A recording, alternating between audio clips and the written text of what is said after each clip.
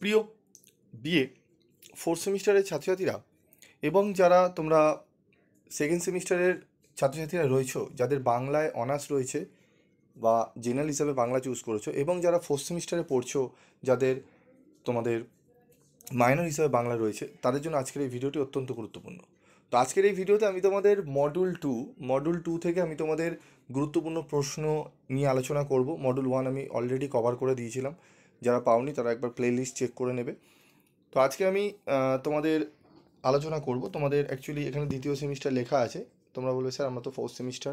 তো fourth semester এবং দ্বিতীয় সেমিস্টারের যে বাংলা সিলেবাস রয়েছে, ঠিক আছে, ফোর্থ সেমিস্টারে যে বাংলা মাইনর হিসাবে যাদের রয়েছে তাদের সাথে সেকেন্ড সেমিস্টারের সিলেবাস একদম সেম। তোমাদের একই সিলেবাসে 4টে কোশ্চেন পেপার হবে, যেরকম ফার্স্ট সেমিস্টারে হয়েছিল। তোমরা থার্ড সেমিস্টারও দেখবে এরকম পেপার মাইনর পেপারে দিয়েছিলে। তো 4টে কোশ্চেন পেপার কীরকম হবে, তোমাদের এই বাংলা পেপারের ওপর সেকেন্ড সেমিস্টারে একই সিলেবাসের ওপর 3টে পেপার হবে।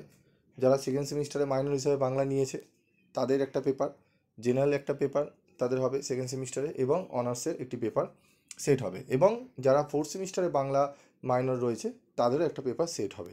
ঠিক আছে, টোটাল 4টে পেপার সেট হবে। তো মডিউল টু থেকে আমি যে প্রশ্নগুলো দেবো তোমাদের 15 এবং 5 নম্বরের, যেই সেটেই যেই আসুক না কেন, তোমরা এই প্রশ্নগুলো করে নিলে তোমরা ঘুরিয়ে ফিরে এই প্রশ্নগুলোই ওই 4টে সেটের মধ্যে পাবে। তো প্রথম যে প্রশ্নটি আছে, উপভাষা কাকে বলে, বাংলা উপভাষা গোষ্ঠীকে কয়টি শ্রেণীতে ভাগ করা যায় ও কী কী? এটি অত্যন্ত গুরুত্বপূর্ণ প্রশ্ন।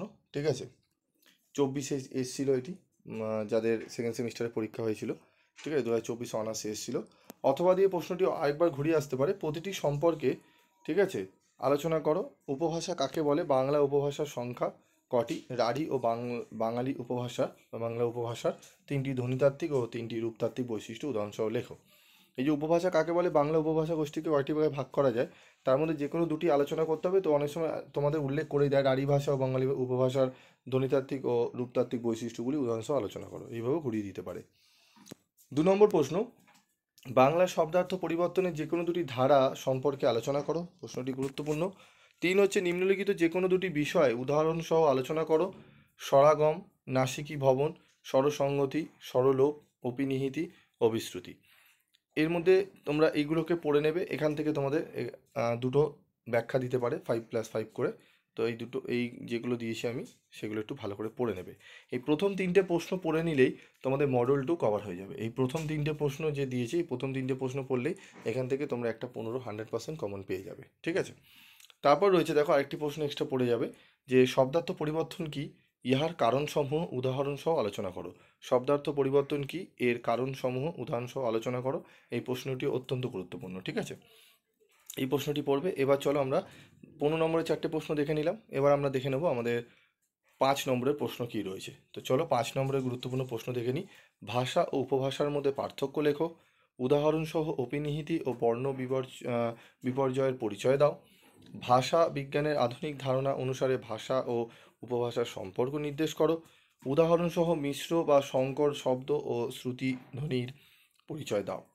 তারপর রয়েছে দেখো উদাহরণসহ স্বরাগম ও নাসিকী ভবনের পরিচয় দাও, উদাহরণসহ স্বরসংগতির পরিচয় দাও।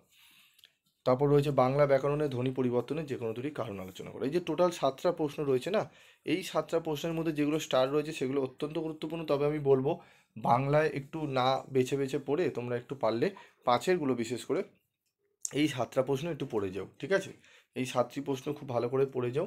এই প্রশ্নগুলো পড়ে গেলেই তোমরা এখান থেকে প্রশ্ন কমন পাবে, এর বাইরে প্রশ্ন আসবে না। ঠিক আছে, 4টে যেহেতু প্রশ্নপত্র সেট হবে, তো তাই এই 7টি প্রশ্ন আমি যে রেখেছি এই 7টি প্রশ্ন একটু ভালো করে পড়ো। আর 15 নম্বরে আমি তোমাদের মাত্র 4টি বলেছি, যদি 4টে পারো ভালো, তাহলে প্রথম 3টে প্রশ্নই পড়ে নেবে, তাহলেই তোমরা একটি 15 নম্বরের প্রশ্ন এবং একটি 5 নম্বরের প্রশ্ন কমন পেয়ে যাবে। 20 নম্বর কিন্তু কভার হয়ে যাবে। ঠিক আছে, আরেকটি প্রশ্ন রয়েছে উদাহরণসহ, সেটি বড় প্রশ্ন পড়লেই হয়ে যাবে তোমাদের এটি। উদাহরণসহ রাঢ়ী উপভাষার দুটি ধ্বনিতাত্ত্বিক বৈশিষ্ট্যের পরিচয় দাও। ঠিক আছে, এই প্রশ্নটি দুটি বাংলা শব্দ নির্বাচন করে জোর কলম পদ্ধতিটি বুঝিয়ে দাও। জোর কলম শব্দটি টিকা হিসাবে আসতে পারে, এইটিও আমি 15 নম্বর প্রশ্নের মধ্যেই রাখা রয়েছে। ঠিক আছে, তো এগুলো ঘুরিয়ে যদি আসে তাহলে এরকম আসতে পারে, তাই জন্য আমি দিয়েছি। তবে তোমরা যদি পড়তে চাও, দেখো প্রথম 6, 7, 8, 9 এই 4টে প্রশ্ন অত্যন্ত গুরুত্বপূর্ণ, এবং প্রথম প্রশ্নটি অত্যন্ত গুরুত্বপূর্ণ। ঠিক আছে, এই প্রশ্নগুলো ভালো করে এখন থেকে রেডি করো, এবং তোমাদের যদি বইতে ভালো করে উত্তর সাজানো গোছানো না থাকে, উত্তর যদি না পাও, তাদের তোমাদেরকে বলবো স্টাডি মেটেরিয়াল আমি তোমাদের জন্য রেডি করেছি, প্রত্যেকটা প্রশ্নের উত্তর খুব সুন্দরভাবে গুছিয়ে আমি তোমাদের করে দিয়েছি। তোমরা যদি স্টাডি মেটেরিয়াল নিতে চাও নিতে পারো। তোমরা যে টাকা হয়তো বই কিনবে 140, 150, 160, এখন তো আরও দাম তোমাদের হয়তো বইয়ের দাম বেড়ে গেছে 180, 200 টাকা, 220 টাকা হয়ে গেছে। তো সেখানে আমি অত টাকাও নেবো না, আমি তোমাদের একদম খুব রিজনেবল প্রাইসে আমি তোমাদের নিচ্ছি, ঠিক আছে? 150, 140, 160-এর মধ্যে তোমরা এত সাজানো নোটস তোমরা কিন্তু কোথাও পাবে না, তোমাদের দিয়ে দেবো। তোমরা সেগুলোকে পড়ে নাও, পরীক্ষা দিতে যাও, তাহলেই বুঝতে পারবে যে কতটা তোমরা উপকৃত হবে। ঠিক আছে, তো আজকের মতো ভিডিওটি শেষ করলাম।